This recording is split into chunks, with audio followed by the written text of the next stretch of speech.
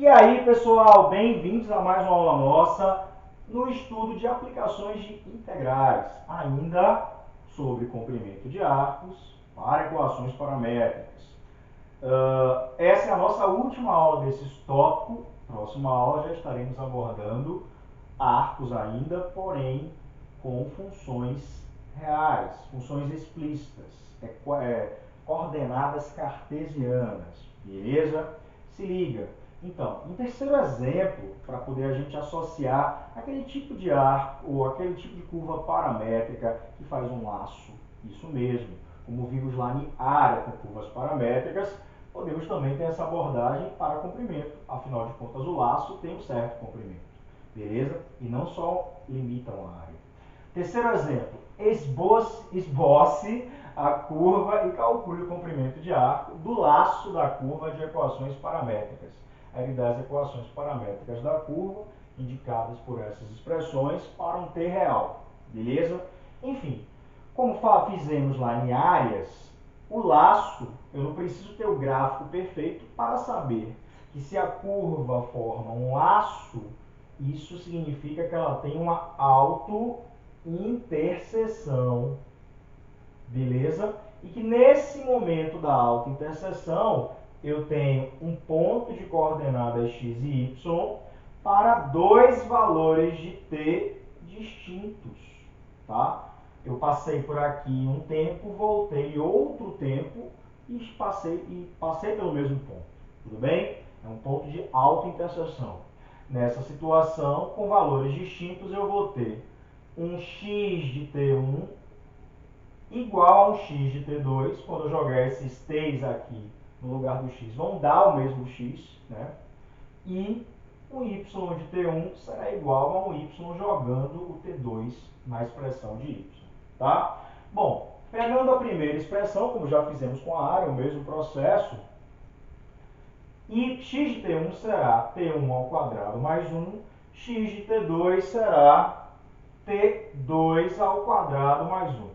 Dessa primeira igualdade, simplificando aqui, 1, eu tenho que t1 ao quadrado é igual a t2 ao quadrado, portanto, t1 é igual a mais ou menos t2. Como já vimos, né? A ao quadrado igual a b ao quadrado, a é mais ou menos b. Porém, pela situação considerada da hipótese, os tempos têm que ser diferentes. Logo, o t1 tem que ser o oposto de t2, tá? Com essa informação e pensando nessa igualdade agora do y, eu vou encontrar esses valores de t, tá? Ou seja, trabalhando com a igualdade do y, eu tenho que t1 ao cubo sobre 3 menos t1 mais 1 tem que ser igual a t2 ao cubo sobre 3 menos t2 mais 1. Eu posso simplificar aqui e obter.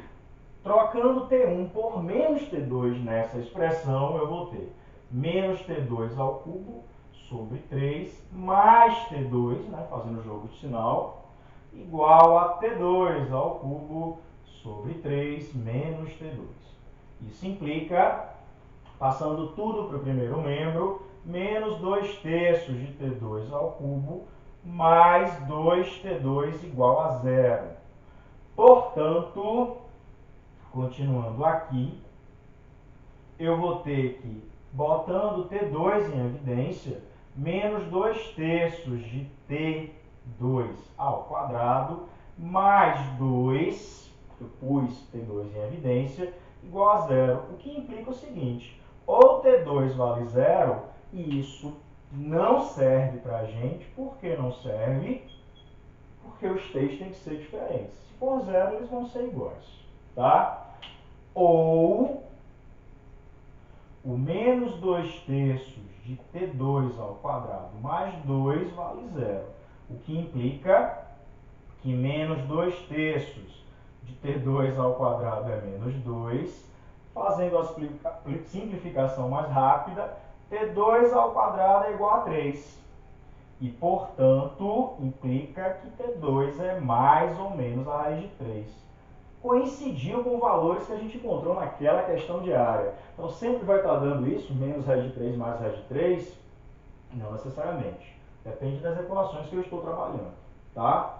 Se liga. Bom, achei esses tempos. São dois tempos. O que é que significa? Logo, para t igual a raiz de 3 ou t igual a menos raiz de 3, eu vou ter valores iguais de x e y. Que valores são esses, meu povo? Só jogar ali na equação. Ou eu jogo positivo ou eu jogo negativo. Vai dar o mesmo resultado. Se eu jogar o raiz de 3, como é que fica? Raiz de 3 ao quadrado mais 1 dá quanto? 4. E se eu jogar o raiz de 3 no y, o que é que eu vou ter? Y igual raiz de 3 ao cubo, 3 raiz de 3. Sobre 3 fica só raiz de 3. Menos a raiz de 3 mais 1, ou seja, isso vai dar 1. Portanto, eu tenho ponto de coordenadas 4 e 1 para a minha autointerseção. Tá? Agora eu vou lá no GeoGebra, conhecer melhor esse gráfico e trazê-lo para cá, para que a gente possa terminar a questão calculando com integração o comprimento de arco. Beleza? Vamos lá.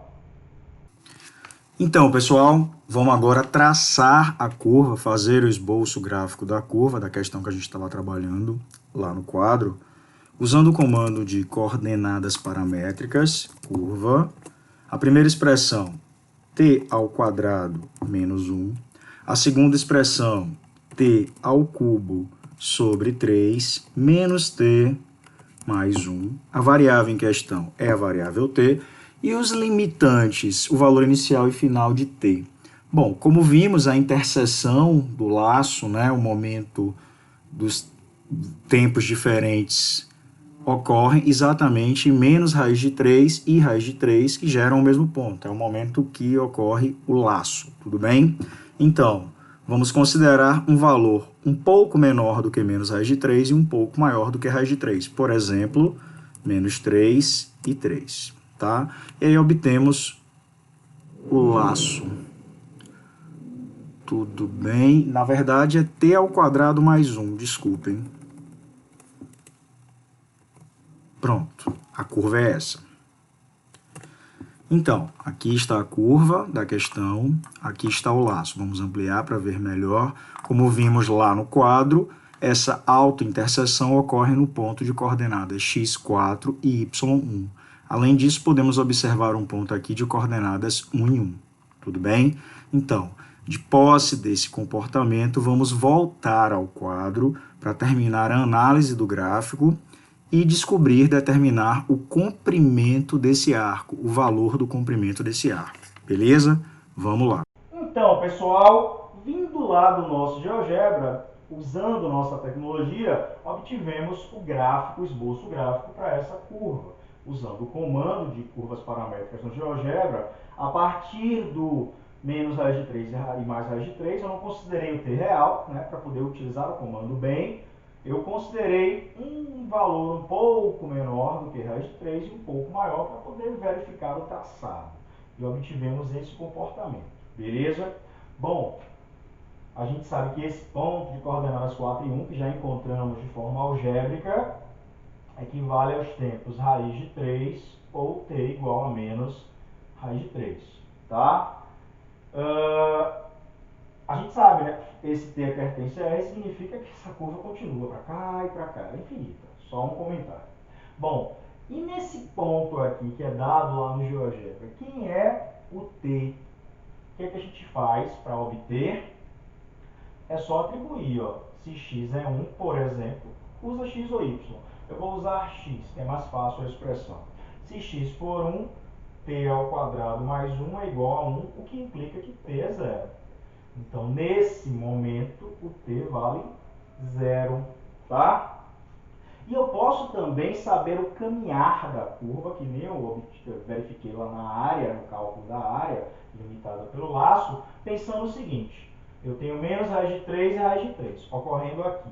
Eu vou pegar um valor menor do que raiz de 3, ou menor do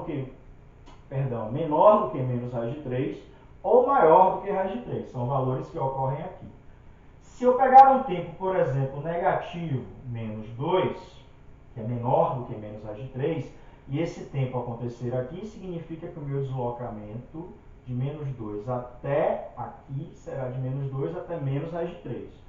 Logo, o comportamento da curva no caminhar é assim. E aqui seriam os positivos. Mas se for o contrário, o caminhar da curva é assim. Vamos verificar? Se eu jogar t igual a menos 2 na minha equação, o x será quem? 4 mais 1, 5. Beleza, está por aqui. E o y será quanto? Menos 8 terços mais 2 mais 1, ou seja, menos 8 terços mais 3. Logo, tirando o MMC, 1 terço. 9, 1 terço. Então, o meu ponto está por aqui. Tudo bem? Nesse ponto, eu tenho t igual a menos 2. Logo, qual é o caminhar da curva? Ela vai seguir esse comportamento. Ela vai de menos 2 até aqui, que é menos raiz de 3, e aí ela continua o caminhar. Passa por 0, e aí vem para cá, passando pelo raiz de 3 e segue para valores maiores. Tá? Desculpe, porque isso é importante. Eu vou aproveitar, inclusive, nessa figura, a simetria do laço. Como assim? Se eu calcular o comprimento daqui até aqui e dobrar, eu posso obter o comprimento todo. Eu poderia fazer isso, inclusive, na questão anterior, no exemplo 2 da aula passada. Experimentem fazer dobrando para verificar o que muda no processo. Até minimiza aquela investigação da integral que fizemos com o cosseno. Verifiquem lá. Tudo bem? Se liga. Olha só, voltando para essa questão em particular. Já sei o comportamento, digamos que eu calcule o comprimento, né? Vamos calcular o comprimento. Utilizando a integral para comprimento de equações polares, eu vou dobrar isso, porque eu vou calcular metade do comprimento, eu quero o comprimento todo.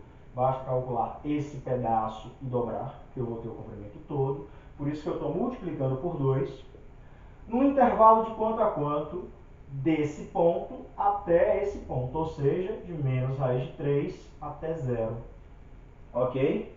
Então, calculando de menos raiz de 3 até 0, de quem? Da raiz quadrada da soma dos quadrados das derivadas. Quem são as derivadas? Temos a expressão, ó, sendo quem é dx em relação a t, 2t. E quem é dy em relação a t, 3t ao quadrado sobre 3t ao quadrado menos 1. Tá? Daí vai ficar t ao quadrado menos 1 ao quadrado mais dx dt ao quadrado, 4t ao quadrado, vezes dt. Desenvolvendo essa integral, o que é que eu vou ter? 2 vezes integral de menos raiz de 3, tá? Até 0, eu poderia também calcular a integral de 0 a raiz de 3 dobrada, no mesmo. Beleza? Então, de quem? De t à quarta menos 2t ao quadrado mais 1 mais 4t ao quadrado dt. Beleza?